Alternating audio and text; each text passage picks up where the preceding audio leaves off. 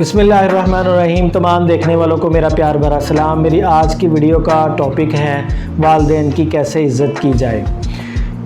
दुनिया में वालिदैन से बेहतर कोई रिश्ता नहीं है, वालिदैन से बढ़कर कोई प्यार नहीं करता, वालिदैन से बढ़कर कोई ईमानदार नहीं है, वालिदैन से बढ़कर कोई एहसास वाला नहीं है। अलगर्ज़ कहा जाए कि दुनिया की तमाम तर खूबियाँ सिर्फ़ वालिदैन के अंदर ही हैं।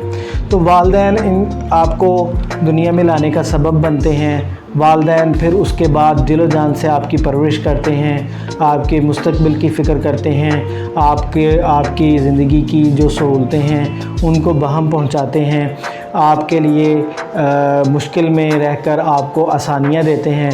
तो हमारा भी फ़र्ज़ बनता है कि हम भी उनकी रिस्पेक्ट करें। तो यहाँ मैं आपको कुछ चंद एक टिप्स दूंगा जो हमें वालिदैन के साथ सलूक करने में मदद देंगी और उनकी इज़्ज़त अफ़ज़ाई करेंगी।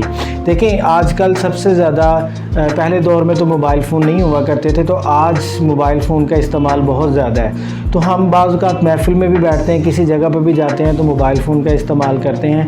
तो जब आप ख़ुसूसन वालिदैन के पास बैठे हों, उनसे बात कर रहे हों, तो आप कोशिश करें कि आप अपने फ़ोन को कम से कम इस्तेमाल करें। अगर आपने इस्तेमाल भी करना है तो ऐसा तरीका अपनाएं कि उनकी बात कंप्लीट हो जाए या आप उनसे एक्सक्यूज़ कर लें और फिर आप जो है अपनी कॉल वगैरह सुन लें। और अगर ज़रूरी नहीं है तो कतन आप कॉल को भी ना सुनें, आप अपनी वालिदैन को सुनें, आप अपनी वालिदैन की बात को अहमियत दें। उसके बाद उनकी बात तवज्जो से सुनें। अगर आपके वालिदैन आपसे बात कर रहे हैं तो आपकी पूरी तवज्जो, आपकी पूरा आई कांटेक्ट और आपका पूरा चेहरा उनकी तरफ होना चाहिए। ये नहीं कि वो बात कर रहे हैं तो आप कहीं इधर देख रहे हैं, कभी इधर देख रहे हैं, उनको ऐसा लग रहा है कि जैसे मेरी बात ही नहीं सुन रहे। तो ये भी उनकी जो है ना वो शान में गुस्ताखी है। और आप उनकी बात को तवज्जो से सुनेंगे तो वो ये इनकी इज़्ज़त अफ़ज़ाई है। उसके बाद हमेशा आपने उनको इज़्ज़त वाली निगाह से देखना है, हमेशा आपने उनको प्यार वाली निगाह से देखना है, हमेशा आपने ऐसे तरीके से देखना है कि जैसे उनको भी अपनापन महसूस हो कि हमारे बच्चे हमसे प्यार करते हैं। तो ये देखना भी जो है ना ये इज़्ज़त से है आपने। उसके बाद बात करने का अंदाज़ इस तरह का होना चाहिए कि उसमें नरमी होनी चाहिए। ऐसा ना लगे कि जैसे कोई बद अखलाक़ी हो रही है या जैसे कोई बदतमीज़ी हो रही है। और आवाज़ भी उनकी आवाज़ से ऊंची नहीं होनी चाहिए, हाँ इतना सी दरमियानी सी आवाज़ हो कि वो उनको सुन जाए।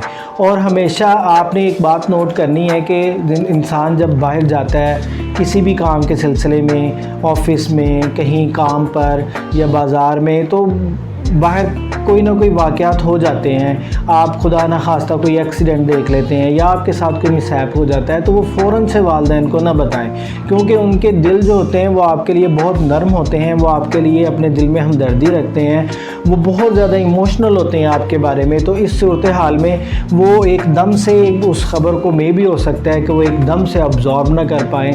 तो आप बुरी ख़बर जो है वो अगर बहुत ज़्यादा ज़रूरी देनी है तो आप एक तरीके से दें, और अच्छी ख़बर तो आप जो है ना मतलब उनको दें ताकि उनको पता चले, ताकि जो है ना वो उनके सारे दिन की थकावट जो आपको उन्होंने नहीं देखा वो बेचैनी, ये सारी चीज़ें उनकी ख़त्म हो जाएं। और उसके बाद जहाँ पर आपने अपने वालिदैन को इज़्ज़त देनी है तो उनके मिलने वाले तमाम लोगों को भी इज़्ज़त देनी है। जिनसे भी वो मिलते हैं, हमसाए हैं, दोस्त हैं, रिश्तेदार हैं, जिनसे वो इज़्ज़त से मिलते हैं आपने भी उनसे इज़्ज़त में मिलना है। और उसके बाद आपने उनकी उम्र का एहतराम करना है। बाज़ औक़ात यानी कि आप ये एक्सपेक्ट ना करें कि जो है ना मतलब यानी कि अब ये यंग हैं, जिस तरह वो पहले हमारे लिए सर्विसेज फराहम करते थे वो अब भी उसी तरह ही करेंगे।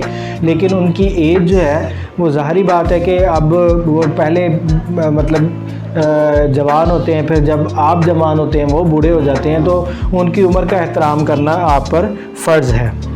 किसी माजी की तलखियों को मत दोहराएं, उनके सामने अदब से बैठें। ज़ाहिर बात है कि आप जब अपने पेरेंट्स के सामने बैठे हैं, वो इज़्ज़त के लायक हैं, वो बड़े हैं, तो आपने उनके सामने बैठना भी उसी अंदाज से है।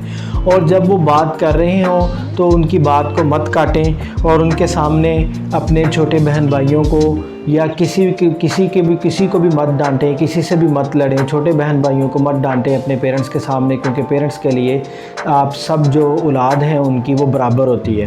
اس کے بعد ان کے مشورے کو اہمیت دیں، ان کی رائے کو مقدم رکھیں، ان کی بات میں وزن کو اہمیت دیں، اور کبھی بھی ان کے ساتھ آپ نے جو ہے وہ اونچی آواز میں بات نہیں کرنی ہے۔